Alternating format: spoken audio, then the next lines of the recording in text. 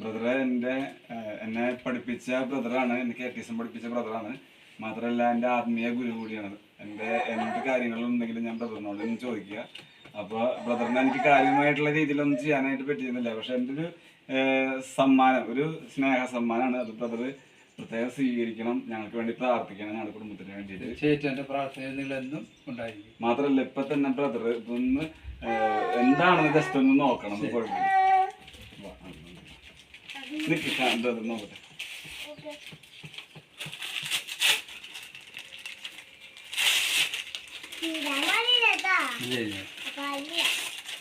അപ്പൊ ഞാനൊരു കഥ പറയാം.